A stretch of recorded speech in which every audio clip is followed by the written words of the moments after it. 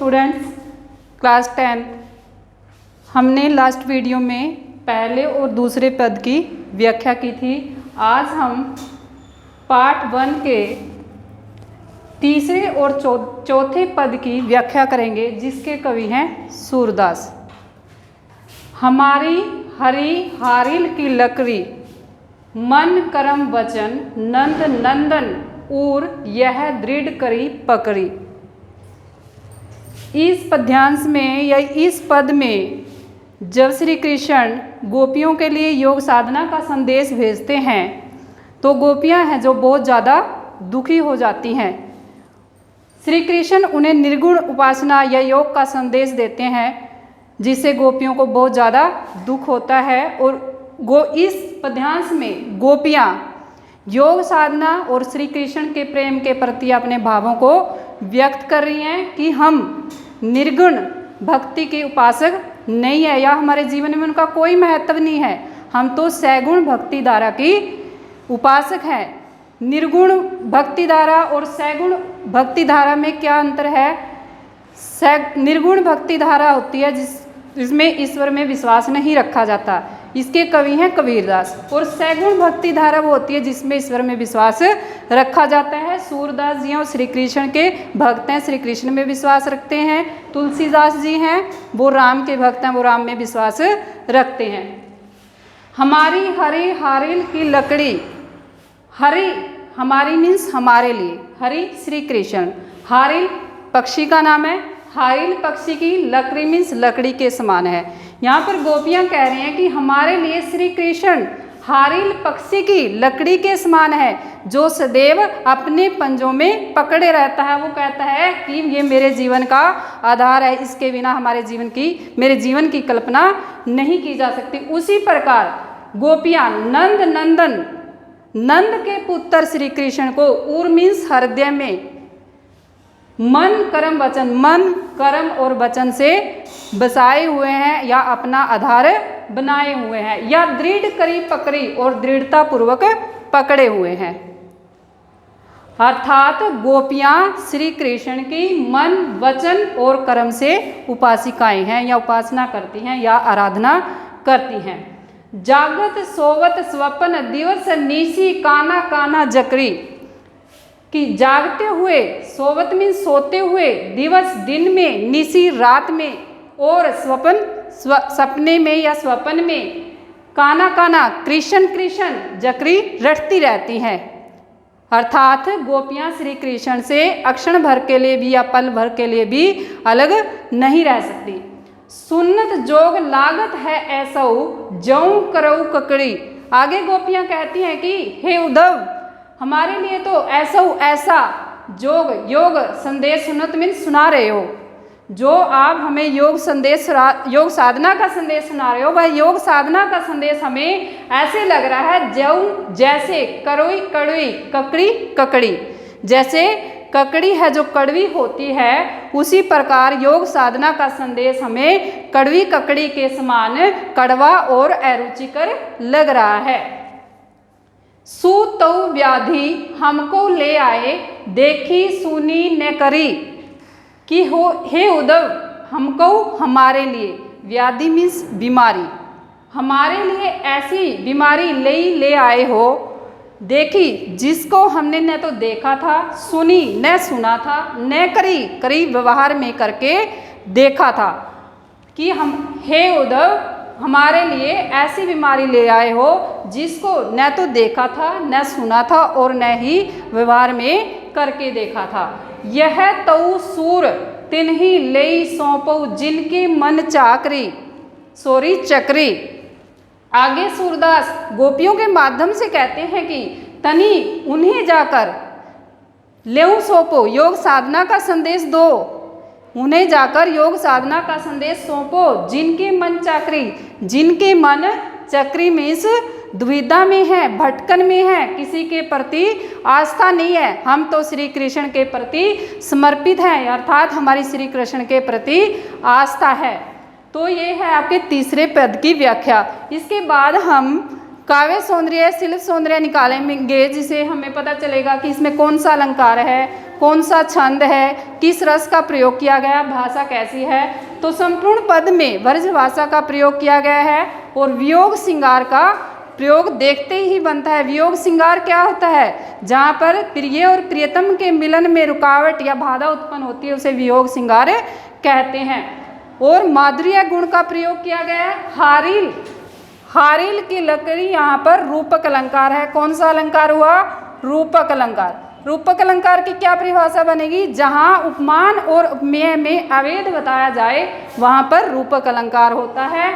और जो ही करोई ककरी, यहाँ पर कौन सा अलंकार हुआ, यहाँ पर उपमा अलंकार हुआ। कौन सा अलंकार हुआ, उपमा अलंकार।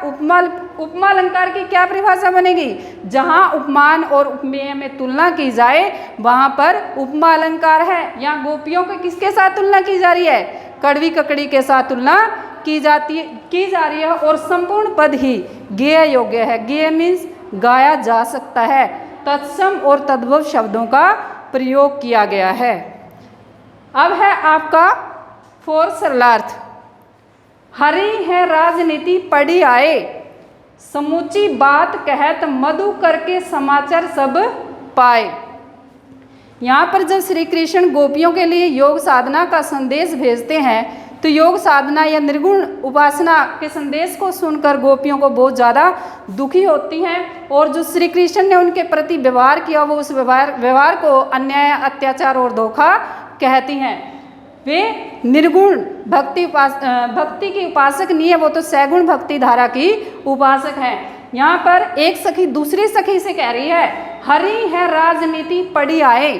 हरि श्री कृष्ण तो राजनीति की पढ़ी मीन्स शिक्षा ले आए हैं कि श्री कृष्ण तो राजनीति की शिक्षा पढ़ आए हैं, अर्थात वो राजनीतिज्ञ हो गए हैं। समूची बात कहत मधु करके समाचार सब पाए। यहाँ पर हे उद्धव रूपी भ्रमर या भ्रमरे, समूची बात या जो उद्धव या भ्रमर जो हमें समाचार सब समाचार दे रहा है। समूची बात क्या सारी बात आपको समझ में आ रही है? जो यह भ्रमर हमें सब समाचार सुना रहा है, क्या आपको ये सारी बात समझ में आ गई है? एक अति चतुर होते पहले ही अब गुरु ग्रंथ पढ़ाए। गोपियाँ कहती हैं कि एक मीन्स एक, श्री कृष्ण एक तो पहले से ही, अति मीन्स अत्यधिक, चतुर मीन्स चालाक होते थे। यहाँ एक सखी दूसरे सखी से कह रही है कि एक तो श्री कृष्ण पहले से ही अत्यधिक चतुर थे या चालाक थे। अब गुरु ग्रंथ पढ़ाए, अब गुरु ने राजनीति के ग्रंथ पढ़ा दे हैं, अर्थात श्री कृष्ण को राजनीति की शिक्षा दे दी है। बड़ी बुद्धि जानी जो उनकी जोग संदेश पढ़ाए।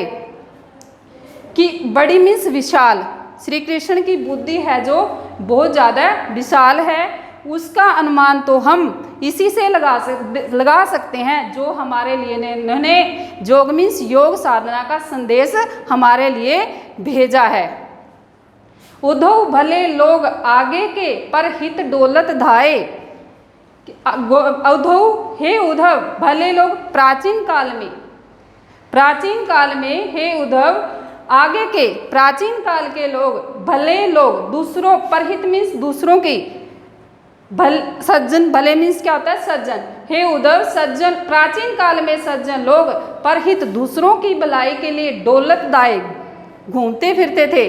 कि प्राचीन काल के जो सज्जन लोग होते थे वो दूसरों की भलाई के लिए घूमते फिरते थे, लेकिन आज देखो दूसरों को दुख देने के लिए लोग यहाँ तक चले आए हैं। अर्थात कौन चले आए हैं? श्री कृष्ण ने उद्धव के माध्यम से जो गोपियों का संदेश दिया है वो ज़्यादा उस योग साधना के संदेश से बहुत ज़्यादा दुखी हो गई हैं।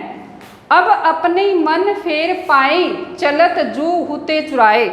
हे उद्धव हम तो अब इतना ही चाहती हैं, केवल इतना ही चाहते हैं, अब अपने मन फेर, अपने मन को, फेर मीन्स फिर से, पाई मीन्स पाना चाहती हैं, हम अपने मन को दोबारा पाना चाहती है। क्योंकि जब श्री कृष्ण चलते हुए यहाँ से चले गए तो हमारे मन को चुरा कर ले गए थे।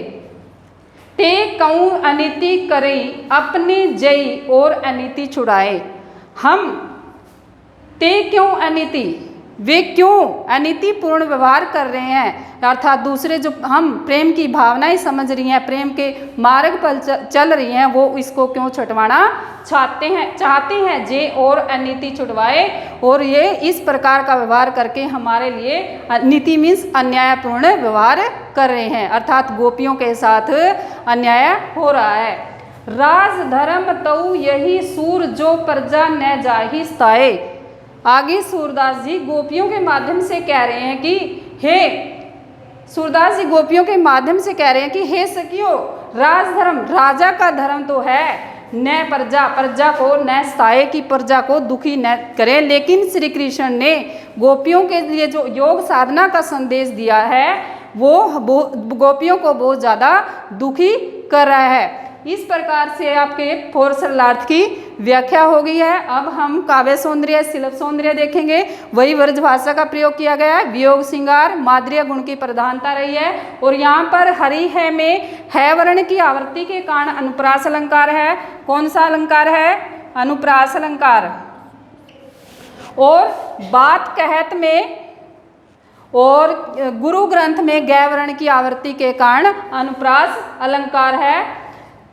अनुप्रास अलंकार की क्या परिभाषा बनेगी? जहाँ पर एक ही व्यंजन की बार बार आवृत्ति होती है, एक ही व्यंजन के कारण चमत्कार उत्पन्न होता है, तो उसे अनुप्रास अलंकार कहते हैं। संपूर्ण पद ज्ञेय योग्य है, तत्सम और तद्भव शब्दों का प्रयोग किया गया है, और सुंदर सुक्ति का प्रयोग किया गया है। ये पूरी राजधर्म तो यही सूर जो प्रजा न जाहि स्थाई, ये सुंदर सुक्तियों का प्रयोग यहाँ पर किया गया है। और वक्रोक्ति अलंकार है, जहाँ पर व्यंग्य किया जाता है वहाँ पर वक्रोक्ति अलंकार है।